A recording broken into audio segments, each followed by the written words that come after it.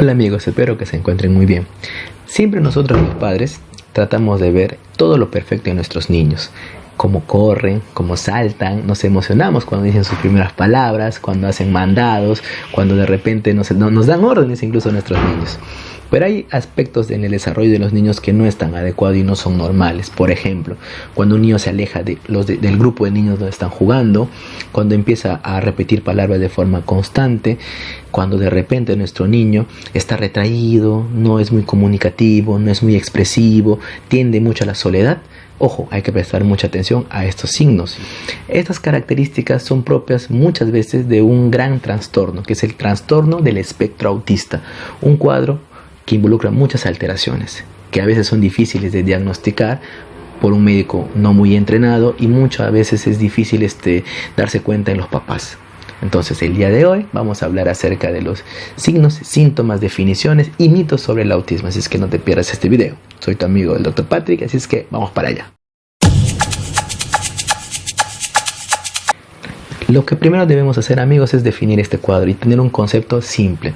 El autismo o el trastorno del espectro autista es una alteración del desarrollo y una condición neurológica en la cual hay tres puntos muy alterados en los niñitos. ¿Cuáles son?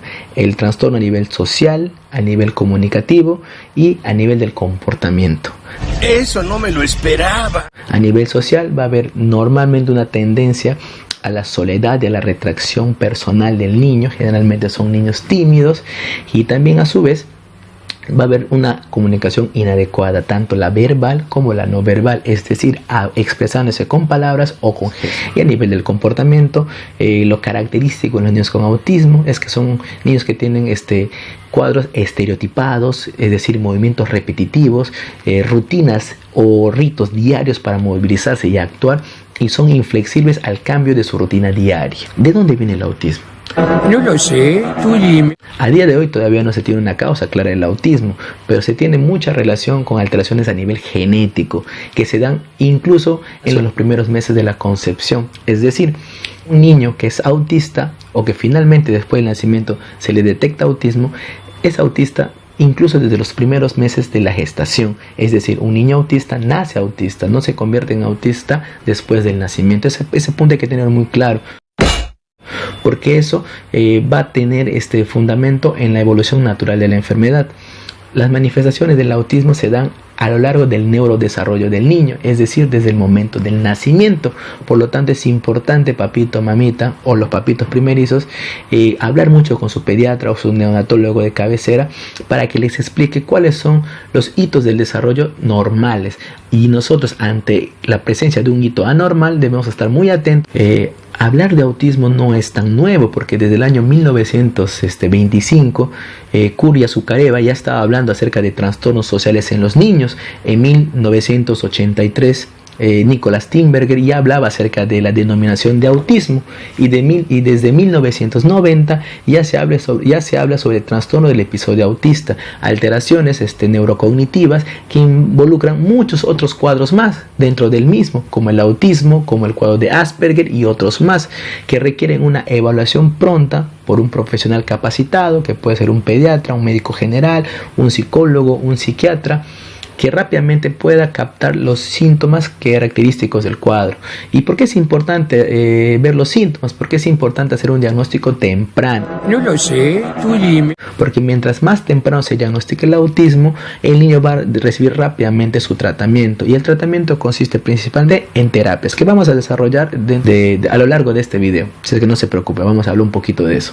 Lo otro que debemos entender es que existen muchos mitos acerca del autismo, y esos mitos los vamos a develar a continuación. Rosy, me agrada este chico. Entonces ahora hablaremos sobre los mitos que conllevan a pensar en los orígenes del trastorno del espectro autista, es decir, todas estas alteraciones que se encuentran englobadas en este gran trastorno.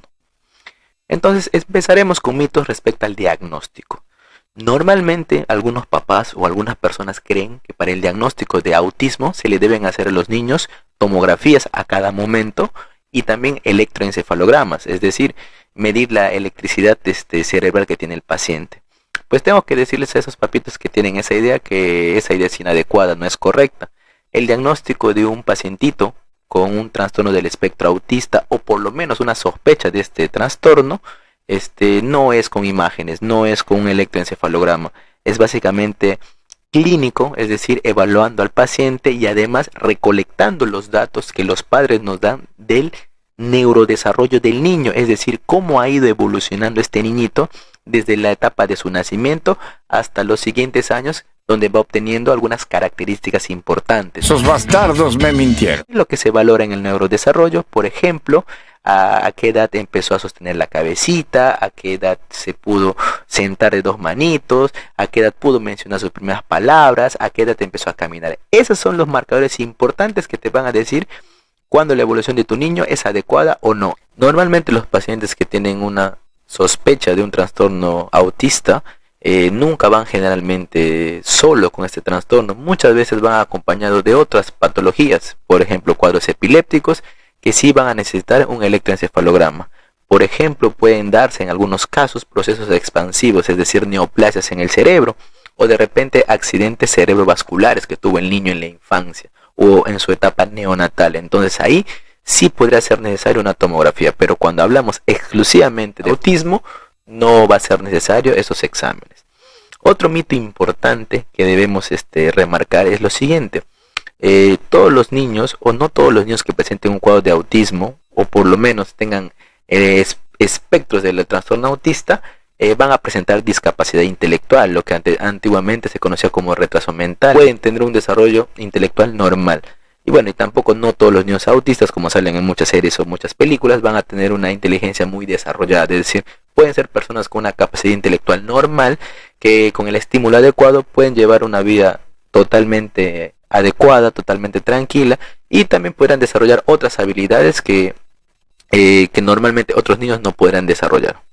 Otro dato importante y mito que es más importante es el siguiente. Muchas personas atribuyen el desarrollo del autismo o la causa del autismo a la aplicación de la vacuna triple viral, en la cual se vacuna contra el sarampión, la parotiditis y la rubiola, lo cual no es causa de un trastorno del espectro autista. ¿Por qué mucha gente lo relaciona? Porque muchas personas o muchos papás no se dan cuenta de los signos y síntomas característicos del autismo a temprana edad en el niño, y normalmente se dan cuenta después del año, que justo coincide con la etapa en la cual se va a vacunar el niño con esta vacuna triple viral que le va a proteger de estas enfermedades, y por lo tanto no causa esta vacuna triple viral, no es la causa propia del autismo. Otro mito sobre este trastorno es el siguiente: el origen a causa de algunos alimentos. Muchas personas a nivel mundial y algunas investigaciones de dudosa procedencia atribuyen que la causa del autismo puede deberse al consumo de alimentos ricos en gluten, como los embutidos, el chorizo, morcillas, caramelos, golosinas, incluso también a productos que tengan caseína, como el queso. Pero bueno, a día de hoy todavía no existe ninguna investigación seria que demuestre que el consumo de estos alimentos puede desarrollar autismo en los niños. Por lo tanto, esto sigue siendo un mito. Y esto a su vez no debe ser motivo para restringir a los niños de algún tipo de estos alimentos que le podría gustar o le podría hacer un bien a su salud, como los quesos, por ejemplo, ¿no? O en las carnes en algunos casos.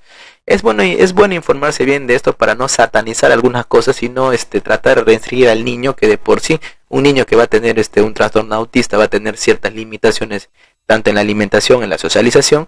Restringirle de repente un alimento que le guste, no va a ser lo adecuado. Por lo tanto, el gluten, la caseína no causan autismo.